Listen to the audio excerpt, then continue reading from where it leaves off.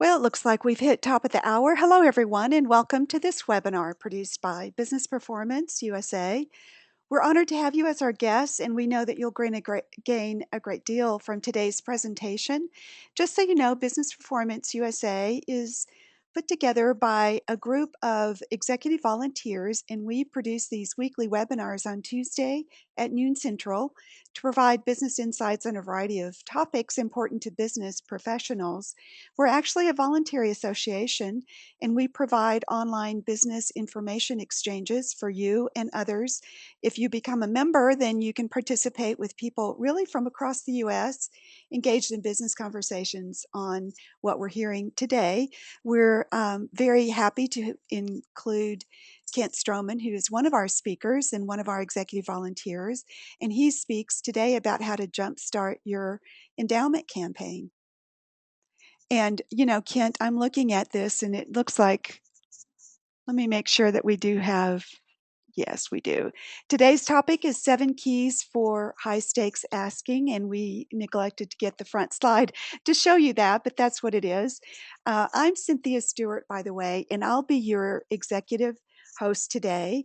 I'm owner of Evermore Services, and I'm your partner in building tomorrow's businesses today. And your executive presenter is Kent Stroman. Kent is the owner and founder of the Institute for Conversational Fundraising. And you know, Kent is regarded as America's asking coach. Isn't it great to have someone to show you how to make the big high stakes ask? He's a very talented speaker. I've seen him speak publicly, and he's a very insightful advisor, effective communicator, and a published author. In fact, there he is. Kent's purpose in life is to equip, inspire, and encourage, and that he does. I have experience with that. He accomplishes this through speaking, writing, teaching, consulting, and executive coaching.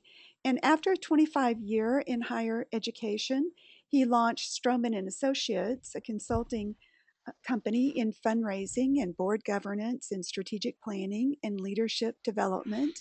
And he holds numerous credentials, including he's a certified fundraising executive. And in 2012, he created the Institute for Conversational Fundraising with the mission of equipping leaders to dramatically transform their fundraising results. He's a frequent speaker and presenter to regional, national, and international audiences. So, Kent, we are so honored to have you to talk with us today about this topic, 7 keys to high stakes asking. And with that, I'll go ahead and send it over to you and you can begin your presentation. So I'm going to change presenters, and Kent, you should see something come up that says, do you want to share your desktop? And let me know. Okay. And let's see. I'm ready to show my screen. And I think we're there. Thank you for the nice introduction, Cynthia. It's always a pleasure to work with you. And oh, it's showing my screen. That's not what I want. Stop my screen. How about that? That's a pretty picture, though. And and I think I have made a wrong selection someplace along the way here. Okay, I'll take Are it the back. Oh, there, it looks like it's okay? coming up. No, not yet. Let me take it back. And you can go ahead and pull open your screen. Okay, well, I'll step back out of the way while you try to fix what I wrecked. And Yeah. I think I'm the technology wrecker. It's one of So those days. I see the slide that we're looking for as we start off. 7 keys to success in high stakes asking. And if And you would like, as I we could scroll these forward if you want. okay, sure, that'll be fine. Okay. And so as we get started, I want to really encourage our audience today to interact with us, and I hope that you'll have some comments, questions, and other thoughts. And so as we begin, and we think about high stakes decisions, I'm just curious, what comes to mind when you think about a high stakes decision? And to me, it's not what am I having for supper tonight, or even what color to paint the house.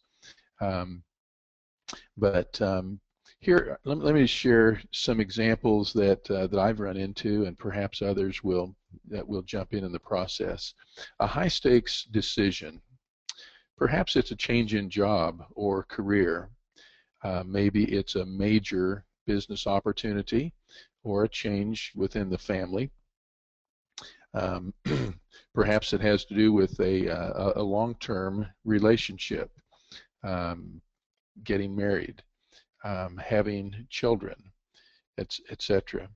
And so what do you think of when you think about high stakes decisions? Um, Another area, and I'll relate throughout today's webinar, I'll relate to my own experience. Much of my work is in fundraising for charitable organizations, and so a high stakes decision may be a gift decision that has 5, 6, 7 zeros behind it. The decision to invest philanthropically in a charitable organization. And so as you think about the question, um, what is a high stakes decision? Um, we want to begin our number one key to success when it comes to high stakes decisions is what I call begin with why. And if we understand the why, then there will be no problem when we come to the what and the who and the how many and the when, as long as we have a good, solid why. And so as we think about whatever the decision is and the why behind it, I just want to share with you a little bit of my own background. And Cynthia mentioned some of this during the introduction. But when I think about the decisions that I make and the why, the purpose behind them, um, one of the things that comes into question is what is my own purpose in life? And you can see on the screen my purpose. It's pretty simple, it's pretty straightforward, but my purpose in life is to equip, to inspire, and to encourage. And my hope is that during today's webinar that we'll see all three of those. My hope is that we will leave you equipped to be able to go about parts of your life better equipped than when we started. My hope that there will be something that you'll feel inspired by, and not only inspired to think differently, but also to act differently, and also to be encouraged. I don't know about you, but it seems like all of us have enough challenges in our lives, and today I want to leave you with something that can encourage you for your future. And so I've talked about my purpose. Here's my passion. I have a passion for high impact fundraising, and you'll see the contrast there on the screen, not just getting by.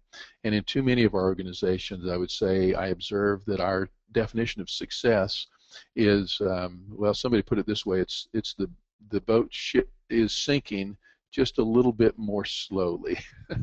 Well, the good news is it's slower, but the bad news is it's still sinking. And by contrast, high impact fundraising is where we get beyond just getting by and really raise to the transformational level. Improvement is fine, but it's just too small an increment. And so you see my purpose, my passion, my vision. I have a vision to equip the next 2 generations of fundraisers for true success. And again, not just getting by, but when I talk about fundraisers, whether those are professionals like myself or volunteers, which many of us are in one capacity or another, we would enjoy true experience in that. And so begin with the why, and as you're serving others in helping them make decisions that have high consequences, I find it important to ask those 5 whys. When somebody says, well, this is something that's really important to me, I want to ask, why is that important to you? And they say, well, because my family matters a lot. Okay, so I'm going to ask, why does your family matter? And well, I was raised with family. I want to have good, strong family relationships throughout my life. Why? Why is that important? So if we keep asking the why question in engaging ways, and 5 times it can help us really drill down and get to the purpose. And so tip number 2 in terms of keys to success in high stakes asking is adopt a process that works. And so as we think about different areas where we can put this to practice, I'd say uh, think about as you're asking questions in your family, with your friends, with coworkers, clients, customers, investors, contributors. Do you have a process for asking in such a way that it really engages people? And so I'm just going to share a staircase. It's a simple analogy, but something that I found that's very helpful to me in my work. And if you'll look at, there are 10 steps. That's the handy thing about a 10-step staircase. There are 10 steps. Look at first at the top. Step number 10 is asking. And again, I mentioned in my work fundraising, our ask oftentimes is, would you consider a gift over the next 3 years in the range of $1 to $1.5 million? So if that's our ask, and of course what we're seeking is the yes, which is the door at the top. The process that precedes the ask is really where the important territory exists. And so we're going to look at at the other 9 steps and look at those in a context. And so think about this. Step number 10, asking, is the big ask. Steps number 1 through 9 create the framework for asking. And so our definition of fundraising is, our definition of success in fundraising is to help donors make a well-informed decision. Help donors make a well-informed decision. In your work, perhaps you're not working with donors, but perhaps you're working with decision makers in business. I would say again, a true definition of success that's adaptable in any scenario is one that says, I want to help my client make a well-informed decision. And so to do that, adopt a process, refine it, make it your own. And again, as we refer to the 10-step staircase, this is a process that's very meaningful for me, for my work, and for those who operate in the philanthropic environment. I'm sure that there are some elements about that 10-step staircase that can be helpful, but don't take a carte blanche. Make adaptations, refine it, and like I said, make it your own. And so let's move on now to key number 3, and that is to learn how to ask for the decision. And let me just pause a moment. If there are questions, comments, or thoughts that anybody would like to share, I've kind of been zooming along without making room, but if you do have questions, this would be a great time to raise a hand and just share what that question might be. Kent, one thing that I'd like to do is say that I've used 5 whys quite a bit in my career. This is Cynthia, and did not know that you use those 5 whys to drill down as well. But that's a very useful tool that you're talking about. And I think the context of asking why and getting people to really state their deep underlying reason for whatever the ask is about and what's important about, say, the ask in this situation. Those are really good. So I was glad to see you bring that up. Well, thanks for drawing that parallel, Cynthia. I appreciate it. Um, so tip number 3, we're learning how to ask, and it's how to ask for whatever the big decision is. And so before we go to the next slide, let me just share. Oftentimes, it's very easy for us to be apprehensive about that asking process. And we all remember the adage that practice makes perfect, right? And so I would just say, find a way to practice your ask and equip yourself by someone outside yourself. If all I do is talk to myself or look in the mirror and engage in conversation, that's more useful than not doing those things, but not nearly as useful as it is to get face to face with another individual. And so practice asking for the decision, whatever that high stakes decision is, practice asking that. Start with somebody close to you. Um, and in fact, if you'll go to the next slide, again, I will just mention that in my work in the fundraising realm, the asking is asking for transformational contributions. And so we've created, Cynthia made reference to this earlier, we've created the Institute for Conversational Fundraising. And you can see a variety of ways that we equip leaders to really dramatically transform the results that they get from fundraising. We do that through seminars and board retreats, workshops, executive coaching, and the Asking Academy. And by the way, if you're interested in learning more about that, you can go to conversationalfundraising.com. But the point about the Asking Academy is this is where you can go to learn how to ask, and to ask in a way that's effective and that is more likely to get the results than what we often experience otherwise. So let me just share a personal example of a high stakes ask. And if you take a look at the next screen, see this young man's face. This is all about high stakes asking. This man's name is John, and John made an appointment with me actually several months ago now. He wanted to know if we could have a kind of a one-on-one conversation. Well, as we visited, here was his big ask. He said, could I have your blessing for me to marry your daughter? Big ask, right? High stakes. And he's asking for me, in a sense, to release one of the most precious relationships that I have, in this case, my youngest daughter. He said, could I have your blessing on our marriage? Now, let me just share some things that went into that. He didn't ask me that question the first time we met. And he had not yet asked her, my daughter's name is Monica, he had not asked her for her hand in marriage, but he was going through a process. He had learned how to ask, and he wanted to, what do we say, kind of have everything lined up before he made the request for his intended. So he asked me, will you bless our marriage? So if you'll go to the next slide, again, we're talking about high stakes asking. Well, not only did he ask me, but then he asked her. And there you can see a picture of John. You can see my daughter, Monica.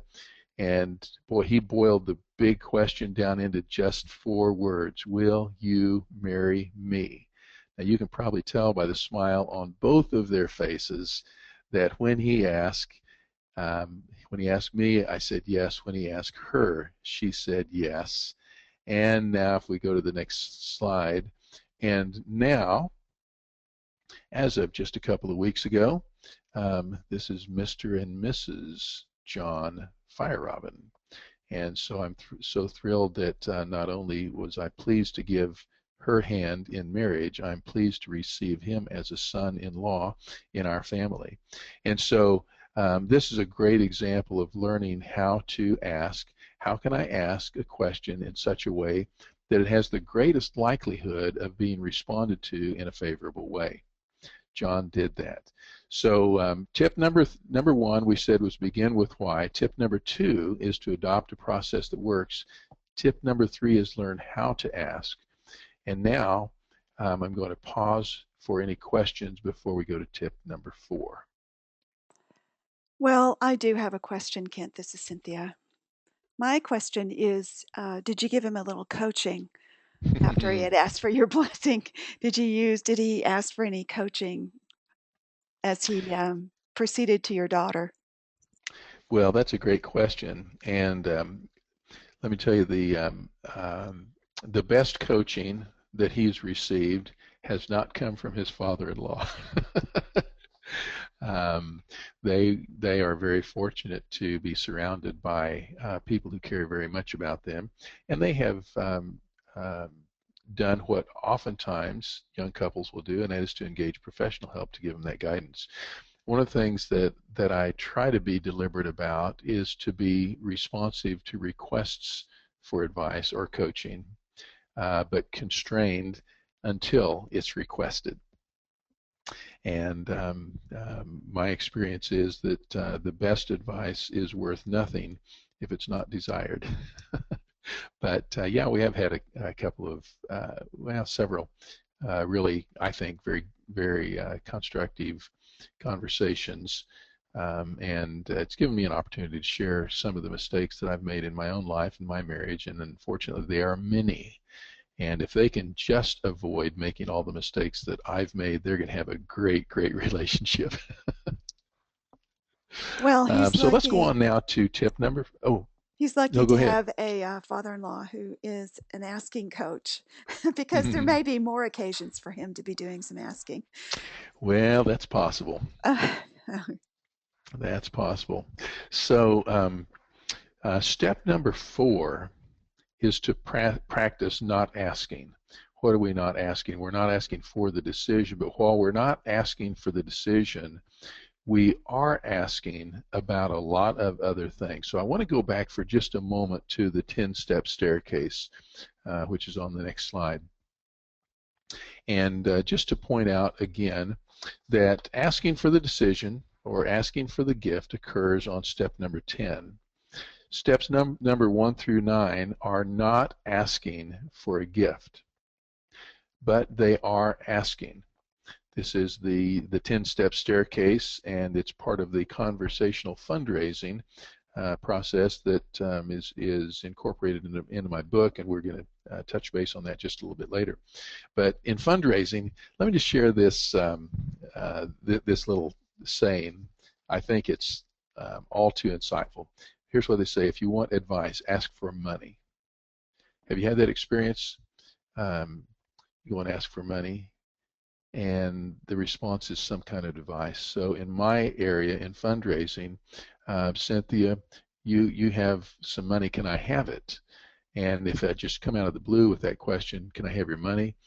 Usually I will get advice where Cynthia will say something like this: well, I'll tell you something. You'll get nowhere in life that way. Or you know what you really need to be doing is X, Y, Z. And so sometimes the asking for money, we made reference earlier to asking for a raise. We show up and say to our, let's say the CEO of the company, we're making all this money, can I have some of it? Let me give you some advice. How about you focus on doing your job and doing it well before we talk about more financial compensation? On the other hand, how to not ask for the decision. We said if you want advice, ask for money, but if you want money, ask for advice. So as you can see, the 9 steps where we're asking about advice, you know, one of those questions is, should we be asking? Should we be talking about your involvement in solving this problem in our community? That's why charitable organizations exist, is to solve problems within the community. So rather than asking for money, ask that question to a prospective funder: should we be talking? Is this issue something of importance? Could this fit within your charitable priorities? In the workplace, rather than asking for money, one of the things that we might ask about is to begin by sharing goals and aspirations. My goal is that I would be the CEO of a Fortune 100 company by the time I'm age 35. Now, obviously, this is fictitious, since I passed age 35 a long time ago. But if that's a goal, and if you would sit down with your supervisor and announce that this is one of my goals. So here's a question.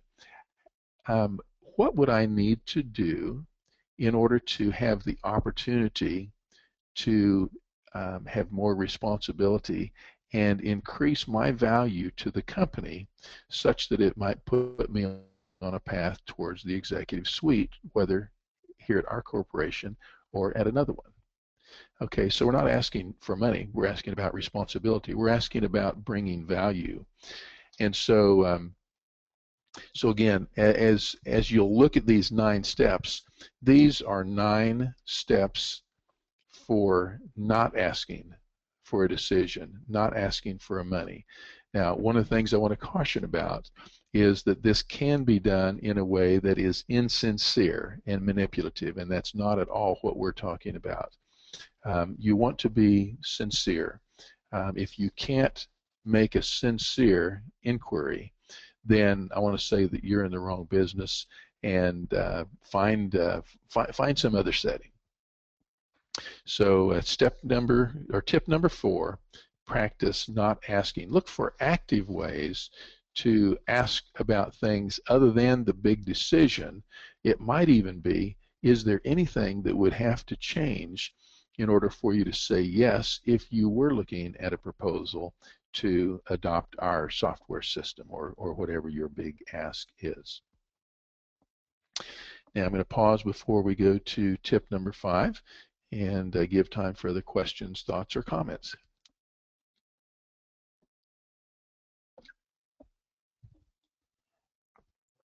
Okay, let's move on. And tip number 5 says put time on your side. Put time on your side. Have you ever felt like the clock was working against you? Time was passing so rapidly that you simply couldn't keep up. So let me just share real quickly with you. Here's one of the ways that we put time on our side. And I'm going to share this from when I learned this as a teenager. My big ask was, Dad, can I borrow the car Friday night so that I can take my girlfriend to the ball game? Okay, big question.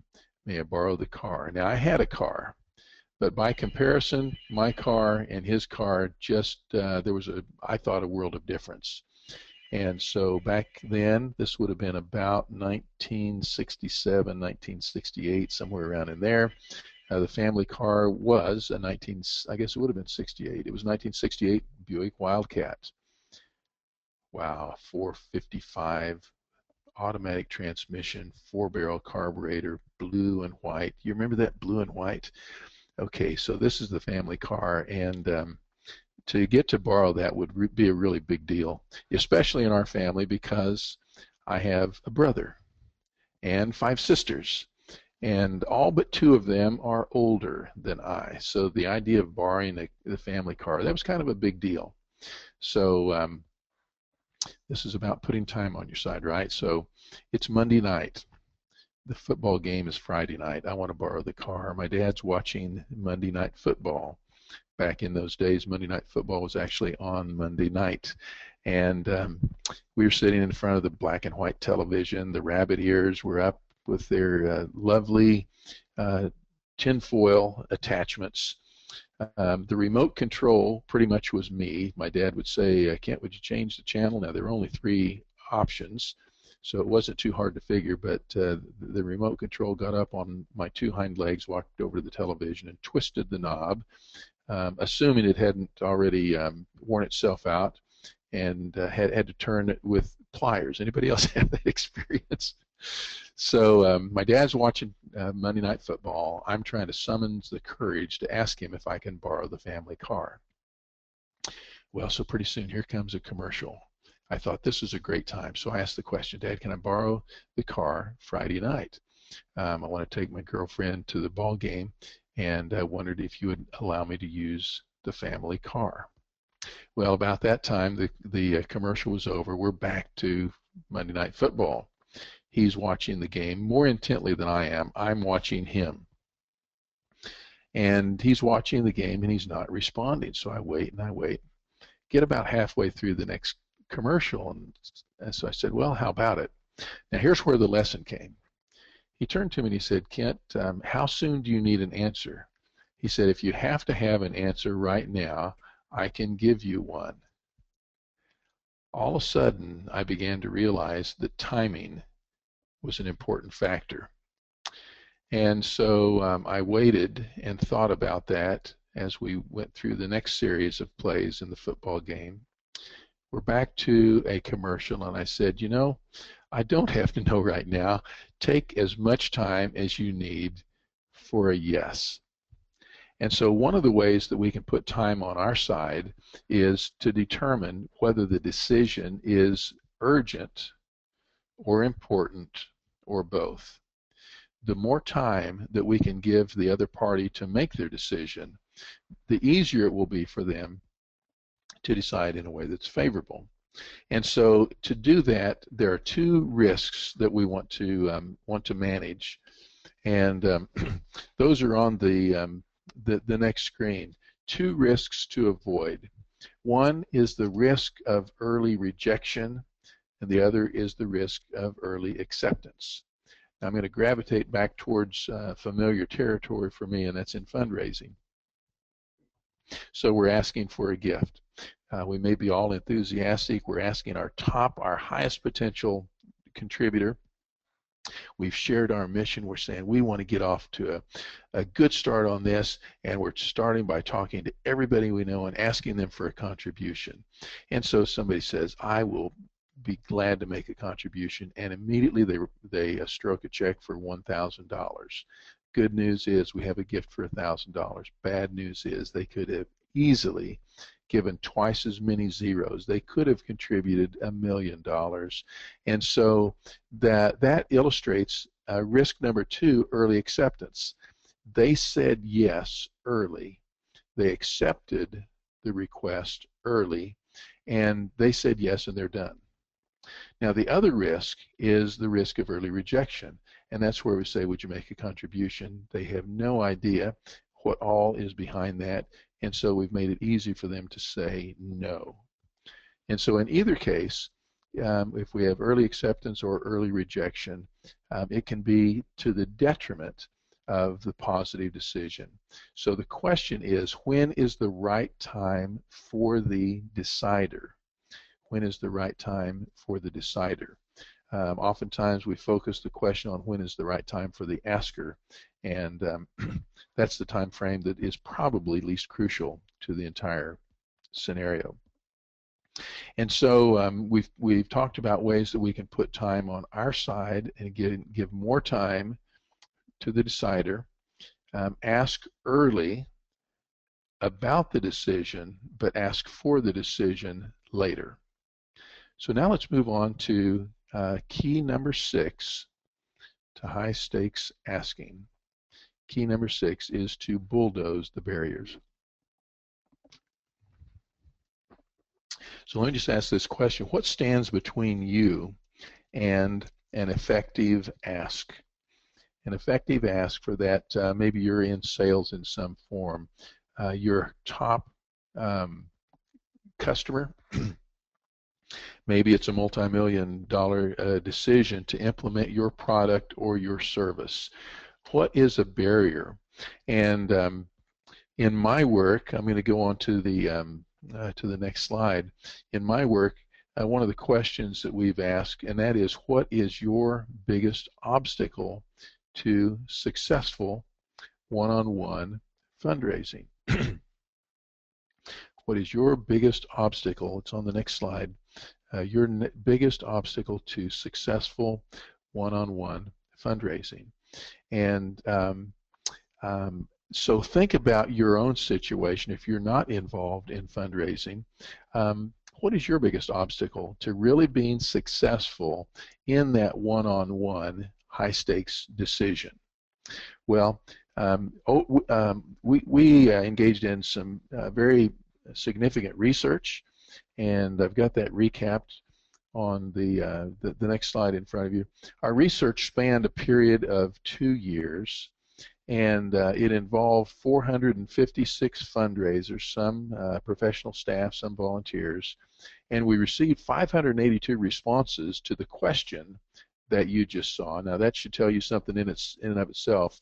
Our question is, what is your biggest obstacle? And as you can see, my biggest obstacle is multiple in some cases. Well, the results of that fell into actually 33 different categories. And on the next slide, although it's kind of small, you can see those 33 categories The largest category represented 14% of the responses. The next, and that's difficulty getting in. The next highest category, 10.8% of everybody that we talked to, said that identifying their prospect. Who should we ask for a major gift? That was their big question. The third one, with 8.6% of the responses, is time and the issue of managing time and so forth. I wish we had time to go down through the entire list, but here's the point. For every obstacle, you're not alone. Wherever you see yourself on this chart and in our research, others are facing or have faced the same obstacle. And so tip number 6 is to bulldoze the barrier. How do we do it? Number 1, we identify the obstacle, and then we find a way to either go over it, go around it, to dismantle it, or somehow to get on the other side. And so I'm going to spend just a couple of minutes on our next slide and to just touch base very briefly on 5 of the most daunting obstacles that our research revealed. And you can see them there on the screen. These aren't the top 5, but these are 5 of the top, and they are quite daunting indeed. So number 1 is relationship deficit. Number 2, conflicting priorities. Number 3 is mindset. Number 4 is fear, and number 5 is difficulty getting in. And so let me just touch base briefly on each one of those. Relationship deficit. That's where we're asking a question with somebody where the relationship doesn't support the level of decision that we seek. In fundraising, you don't want to just walk up to the wealthiest person in the state and out of the blue introduce yourself. Hi, I'm Kent. I'm working for XYZ charity. They don't have any money. You do. Can we have it? There's not a sufficient relationship for that. Or going back to the illustration of marriage earlier, as I mentioned, John didn't ask me for my daughter's hand in marriage the first time we met. Our relationship was built over months before he was ready to pop that question to me, and he had known Monica certainly many, many more months than that when he had that very important conversation with her rather. And so ask yourself about the relationship. Do we have a relationship with the person who we want to make the decision? If not, here's what I want to say. Focus on the relationship first and the transaction second. If we begin with the relationship, if we focus on the relationship, the transaction will come. However, if we start with the transaction, if we make the transaction the main thing, then what we will find is it actually begins to erode the relationship. So that's how we can overcome the relationship obstacle. Obstacle number 2, in terms of our most daunting obstacles, is conflicting priorities. Your priorities are different than my priorities, or they may appear to be differently. And so here's what I want to say is that my job isn't to change the priority for any other person. People care about what they care about because that's who they are. So oftentimes, in order to overcome that obstacle, we want to start by asking the question, what are your priorities? In my case, what are your philanthropic priorities for this year, for the remainder of this decade? What are your charitable priorities? And find out then why is that important to them, and really begin to understand it. And it may be that that person's priorities are so unique when compared to the organization that I represent that there is no common ground. On the other hand, I find oftentimes if we focus on priority, we will find a place where we connect and where we can connect very soundly. And when that's the case, that gives us a point of connection. It allows us to see what we have in common to build on that. And so when we encounter a conflicting priority, examine it even more closely and find out if that is indeed a signal that we should be looking elsewhere, or if it calls for greater cultivation. Obstacle number 3, mindset.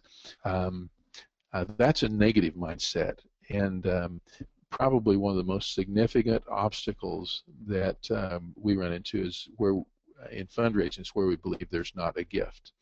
And it's kind of like the person that shows up and says, you don't want to contribute to the Boy Scouts, do you? And just by the very nature of the way the question is asked, it invites a no answer. What is your mindset? The product, the service that you have to offer, is it worthwhile? Is it the solution to a problem that the other party is facing? And so adjust your mindset in such a way that it's inviting and engaging. Obstacle number 4 is fear. We're apprehensive, and what I find in dealing with that fear is to, again, drill down and find out what are we afraid of. And one of the ways that we can deal with fear is by breaking it down into its components. Well, I'm afraid they won't buy my product. Well, why would they not buy my product? Well, maybe it costs too much. How much too much? And so when we understand these questions, we can engage our prospect by saying, if by finding out, first of all, what their problem is that they seek to solve, what is the economic value of the solution, and what would they be willing to invest to solve that? So we're taking what's very fearful in terms of the unknown, and we're breaking it down so that the unknown becomes known. Obstacle number 5 is difficulty getting in, and this is one of those things that we could easily spend an entire day on. We don't have a day. We have just about 10 minutes remaining. But here's what I want to say. Difficulty getting in, that obstacle can be overcome by engaging a partner in the process that already has some kind of connection to the person that we're seeking the decision from.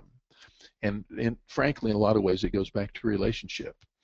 Let's look for relationship. If we don't have a relationship to begin with, ask yourself the question, where can I connect with this person before it's time to ask, so that when it is time to ask, there's the possibility of hearing yes. So we've touched on 5 of the most daunting obstacles. We want to identify those barriers, overcome them. That's tip number 6. Just a pause now before we go to tip number 7.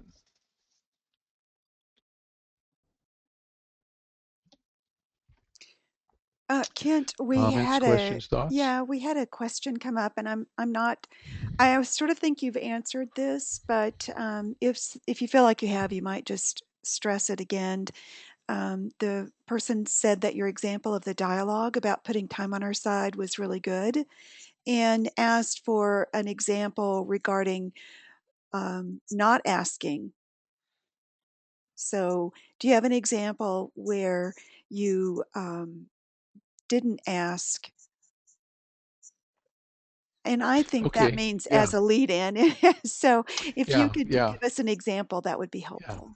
Well, and I'm not going to ask you to go back to the staircase, but let me just mention that what we recommend, and again, I'll illustrate this with charitable fundraising. But what we recommend is on about step 2 or 3, after we have gotten acquainted, and we're either introducing the project or we're asking about giving. One of the things that I like to do to put time on my side is to say, we'd love to explore your possible involvement with this project. Now's not the time to seek a decision, but there may be a time for that later. Could I have your permission to put together a gift proposal so that at the appropriate time that there would be a very clear picture of what we're asking you to do and what you would be responding to. And so asking early on for permission to make an ask later. And I will tell you, sometimes we've had people say, well, you've answered all my questions, and yes, I do want to partner with you. What can I see that proposal? And so that's another way where we can say, let's say it's buying a new house. We're talking to a builder. We haven't decided who we want to build our house. One of the questions I'm going to ask is, when it comes time to select a builder, what would need to be in place for you to make that decision? That's a big decision. When do you want to make that choice? When would be the right time for you to make a decision like that? So again, ways to kind of put time on our side. I hope that helps. Thank you, Kent. Oh, you're welcome. Well, I know it's the time. Let's go on to tip number 7. And if we're going to be successful in high stakes asking, whoa, I don't know what that is. We want to celebrate success. I'm trying to bring this back up. I don't, it left Okay, my screen, but bear with me as I do that. We'll bring that's it back fine. up as soon as I So, can. okay, so tip number 7 is to celebrate your success. If we're going to be effective in high stakes asking, it's got to be something we feel good about. And so every success builds our confidence for our next high stakes ask. So on this tip, I want to say, give yourself permission to feel good about hearing yes. Um, when thank you, Cynthia, for putting that quote on the screen. And this relates to bulldozing the barriers. Oftentimes we're at a place where we're not really happy with it, and I think we all understand that, but your location becomes your destination only if you stop moving. So don't stop moving. You want to continually be in the process of moving forward, moving towards your goals. So we'll go on to tip number 7. Celebrate your success. Give yourself permission to feel good about yes. And when you hear yes, whether it's a gift, it's a promotion, it's marriage, look for a way to celebrate that. And I'm a person of faith. I want to say thank God for His blessing. Um, Take time out to thank others who have helped you along your path. And in fact, there's this turtle that kind of reminds me of the importance of others as we go about our life. So on the screen, this quote is attributed to lots of others. I'll just share. It says, anytime you see a turtle on top of a fence post, you know he had some help. He didn't get there by himself. Now, I will tell you many times I feel like that turtle on a fence post. I'm in a place that I really have no right to be there. I certainly didn't get there by my own initiative, by my own ability, and so I've got to look around and say thank you. And by the way, thank you to the person that helped that turtle get down off of that fence post. And so others are helpful in our journey. Celebrate our success, give ourselves permissions to feel good about it, and thank others for their help. Now, as we wrap up, I want to share my top tip, and that is just ask. Just ask. If we will take a natural curiosity, good old healthy curiosity, and add to it some old-fashioned courage, the result is a bold ask. And with that, let me just make reference to a resource. My book, Asking About Asking, was just released in its 2nd edition earlier this year, and of course I can recommend it. But probably one of the most rewarding responses that I've gotten from my book is people who have read it said, Kent, you know, your book isn't just about fundraising. This is about life, and it's been so helpful. And so I would encourage you, if you're involved in any kind of high stakes asking, consider this as a resource. And you can go to kentstroman.com, and there are a variety of avenues through which you can get the book, whether it's the publisher, Amazon.com, Barnes & Noble, what have you. Just before we wrap up, a couple more items. I just want to ask you this question. What is one thing one thing that you will put to use from today's session. I hope there's one thing that you can take away and before the day is over, put it to use. Let me encourage you to zero in on one thing, to put that to practice, and I would love to have your feedback. And as we wrap up, let me just share this quote to kind of keep things all in perspective, and that is to say that people are more important than ideas, and ideas are more important than things. Things are more important than nothing, and nothing is more important than love. And um, let love be a guiding force in your life. I'd love to connect with you. You can see on the screen a variety of different ways to connect.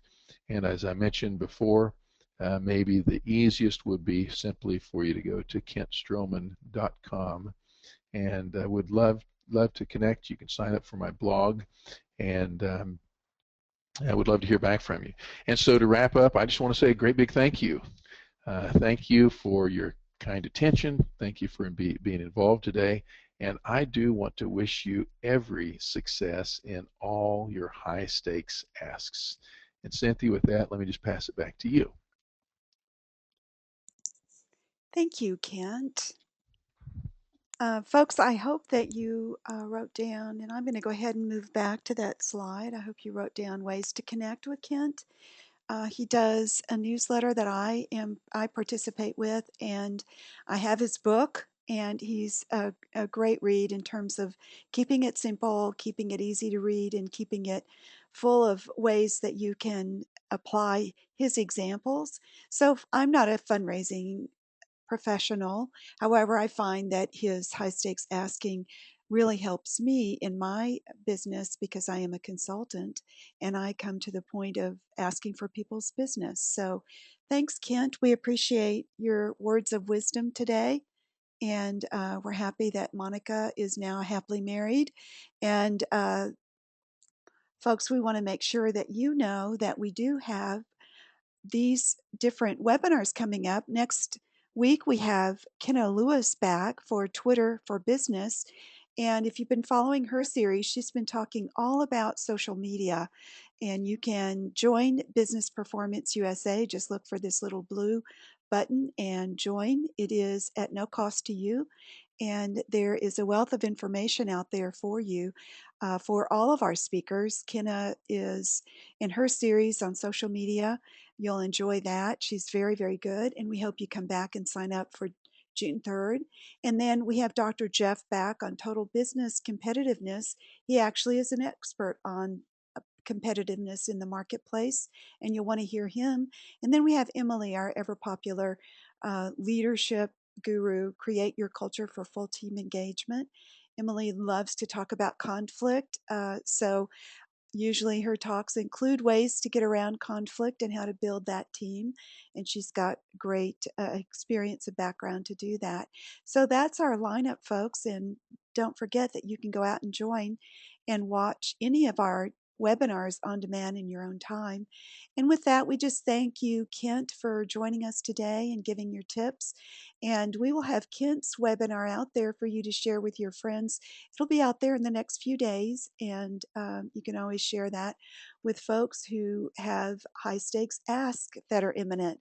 We appreciate everyone. Come back and see us next week. And with that, I'll be ending the webinar. Thanks, everyone.